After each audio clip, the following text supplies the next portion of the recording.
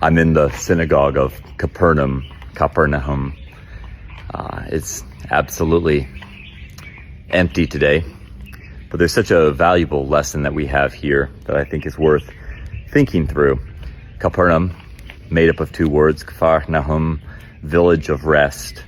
And certainly it was a village that lacked rest. It was a home of Pharisaical life, a place of the teaching of the Torah, but the yoke that was being put on people from the teachings going on was anything but rest. It was more rules to obey and more laws to abide by. And yet Christ comes here, and this is the place where he does more mighty works than anywhere else during his time on earth. It's a place where the woman with the issue of blood was healed. It's a place where Jairus' daughter was raised from the dead. It's a place where we know the centurion's faith was demonstrated in asking for the healing of his servant. We know it's where Peter's mother-in-law was healed. There's many examples we could give, but what happens when we come to Matthew chapter 11, as Jesus is going through his woes for different places like Chorazin and Bethsaida? He saves the penultimate woe for this place called Capernaum. And what does he say? He says, "Woe to you, Capernaum!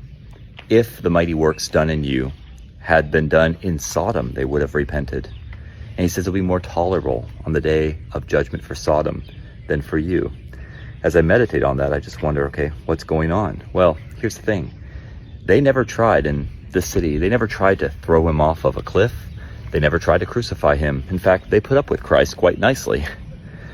Well, they at least put up with him, I'll say that much.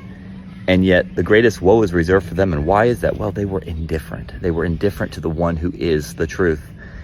Is it any wonder that right after that passage, Jesus unloads his famous statement, "Come unto me, all you who are weary and heavy laden, and I will give you" what? Rest. I'll give you rest.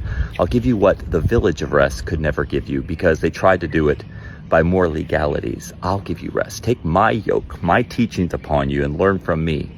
And what will they find ultimately? Rest for their souls. See, we don't find rest in a place.